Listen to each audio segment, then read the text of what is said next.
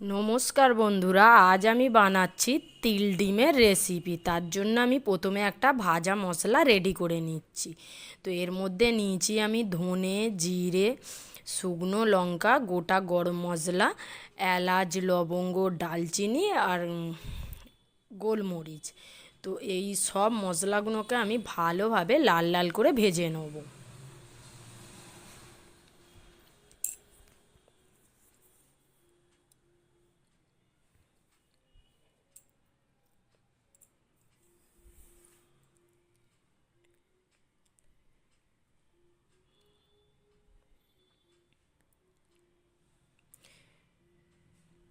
তো মশলাটা আমার ভাজা হয়ে গেছে, ঠান্ডা হলে আমি মিক্সিতে গুঁড়ো করে নেবো।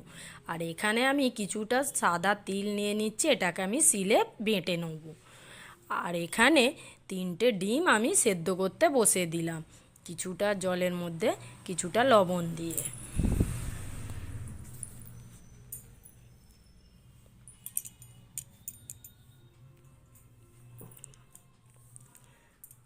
আর একটা বাটিতে টক দই, শুকনো লঙ্কা আর সামান্য পরিমাণ চিনি দিয়ে একটা পেস্ট বানিয়ে রেখে দিচ্ছি।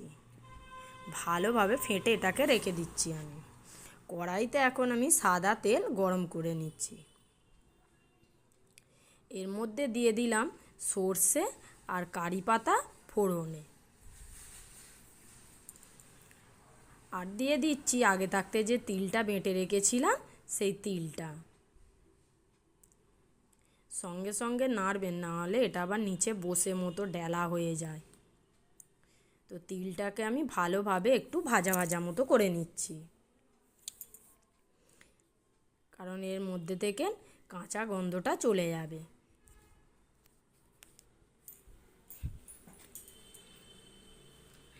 এখন আমি দিয়ে দিচ্ছি আগে থাকতে যে ভাজা মশলাটা আমি রেডি করে নিয়েছিলাম, সেই 1 চামচ ভাজা মশলা। আর দিয়ে দিলাম যে দইটাকে ফেটিয়ে রেখেছিলাম সেই দইটা।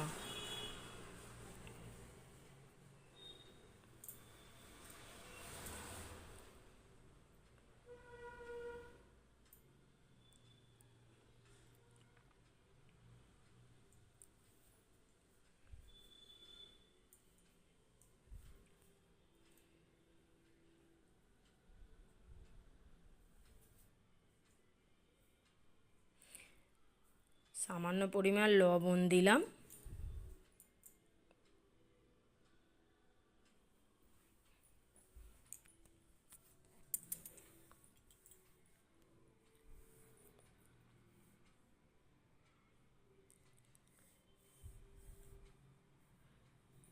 চারটে কাঁচা লঙ্কাও আমি অ্যাড করলাম। আর বাটিটা ধুয়ে কিছুটা জল দিয়ে দিলাম। দিয়ে এটাকে আমি ফুটতে দিয়েছি, কিছুক্ষণ ফুটে যাক। দেখুন ফুটে একটু গাঢ় টাইপের হয়ে গেছে। এখন আমি যে ডিমগুলো সেদ্ধ করে নিয়েছিলাম ওটাকে আমি আধঘানা করে নিয়ে এর মধ্যে দিয়ে দিচ্ছি। আর ওপর থেকে আরও আধঘানা ডিম আমি গ্রেট করে দিয়ে দিলাম। দেখুন তিল ডিম আমার রেডি। আর নামানোর আগে ওপর থেকে আরও কিছুটা ভাজা মশলা আমি ছড়িয়ে দিলাম। আপনারা এইভাবে একবার অন্তত বানাবেন, ভিন্ন স্বাদের খেতে হয়, সবাইয়ের মন জয় করে নেবেন। আপনারা আমাকে সাপোর্ট করুন, লাইক করবেন, শেয়ার করবেন, সাবস্ক্রাইব করবেন। আপনারা না সাপোর্ট করলে আমি কী করে আগে বাড়ব। অবশ্যই অবশ্যই আপনারা সাপোর্ট করবেন আমাকে।